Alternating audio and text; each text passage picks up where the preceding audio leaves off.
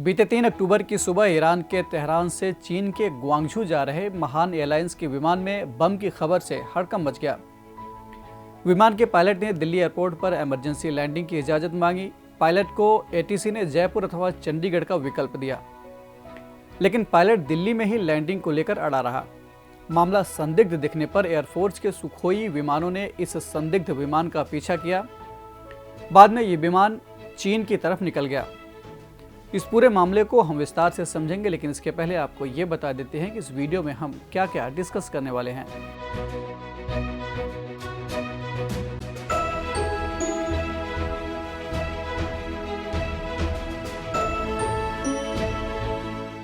तो लेते हैं सबसे पहला सवाल कि पूरा मामला क्या है।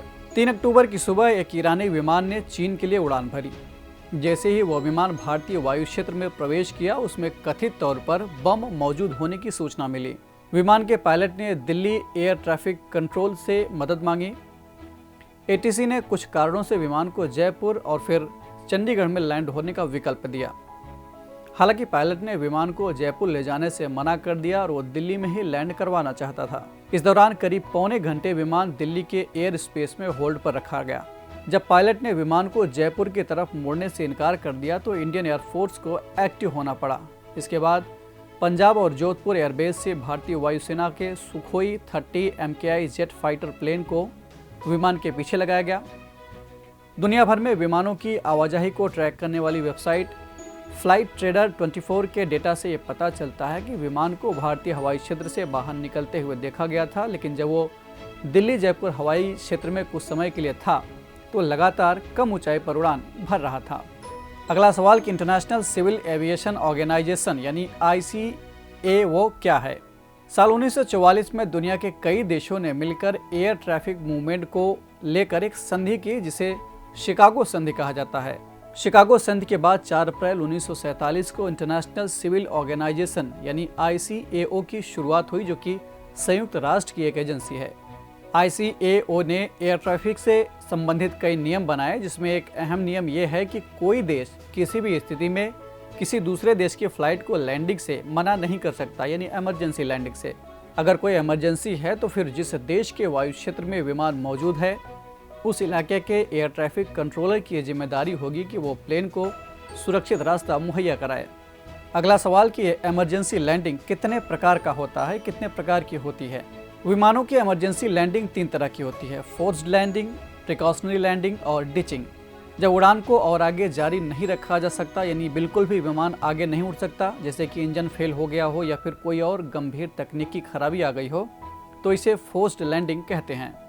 जब विमान की उड़ान को आगे जारी तो रखा जा सकता है, लेकिन एहतियात के तौर पर ज़्यादा जोखिम न लेते हुए विमान की लैंडिंग करा दी जाती है, तो इसे प्रिकॉशनरी लैंडिंग यानी एहतियाती लैंडिंग कहते हैं। जब मौसम खराब हो या किसी यात्री की तबीयत खराब हो जाए तो ऐसे में प्रिकॉशनरी लैंडिंग कराई जाती है। और जब आपातकाल में विमान को पानी की सतह पर उतारा जाए तो इसे डिचिंग कहते हैं।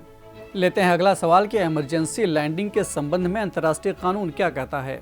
जैसा कि मैंने पहले ही बताया कि कोई भी देश किसी इमरजेंसी लैंडिंग को मना नहीं कर सकता।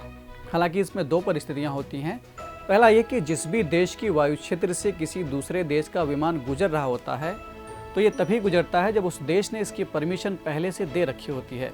ऐसे में अगर उस एयरलाइन के विमान को लैंड करना पड़े तो उस देश को इसकी परमिशन देनी पड़ेगी, क्योंकि विमान उनके क्षेत्र में है। दूसरी परिस्थिति यह होती है कि कोई विमान उस देश के एयर स्पेस में भले ही ना हो, लेकिन इमरजेंसी के चलते लैंडिंग के लिए सबसे करीब वही देश हो, तो ऐसी स्थिति में भी विमान के लिए इमरजेंसी लैंडिंग की मंजूरी मांगी जाती है। अगला सवाल कि क्या इमरजेंसी लैंडिंग के लिए मना भी किया जा सकता है कुछ परिस्थितियों में। अंतर्राष्ट्रीय नियमों के मुताबिक इमरजेंसी लैंडिंग को मना नहीं किया जाता।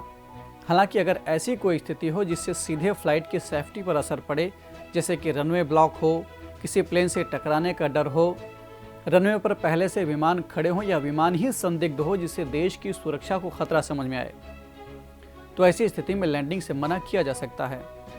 भारत ने भी लैंडिंग से मना नहीं किया था, बल्कि इसने ईरानी विमान को जयपुर या फिर चंडीगढ़ के लिए डाइवर्ट करने का विकल्प दिया था।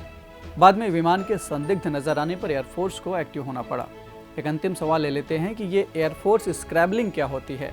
वायुसेना के शब्दकोश में स्क्रैम्बलिंग का मतलब आपातकालीन परिस्थिति में लड़ाकू विमानों की तैनाती और उसके उड़ान भरकर एक्शन में आने की क्षमता से निकाला जाता है। सूचना मिलने के बाद जितनी जल्दी कोई सेना अपने विमानों को एक्शन पर लगा देती है, ये उसका स्क्रैम्बल टाइम कहलाता है। जिस एयरफोर्स का स्क्रैम्बल टाइम जितना कम होता है वो उतना ही सक्षम माना जाता है। यानी कोई भी एयरफोर्स जितने जल्दी एक्शन में आने के लिए तैयार हो जाए, एक्शन ले ले, उतना ही वो सक्षम मानी जाती है। इस एपिसोड में इतना ही और अब बारी है आज के सवाल की। आपको कमेंट करके बताना है कि शिकागो संधि में 6 तरह के फ्रीडम ऑफ एयर का जिक्र किया गया है, ये कौन कौन से हैं। हम फिर मिलेंगे एक नए कार्यक्रम के साथ, तब तक के लिए पढ़ते रहिए और बढ़ते रहिए। नमस्कार।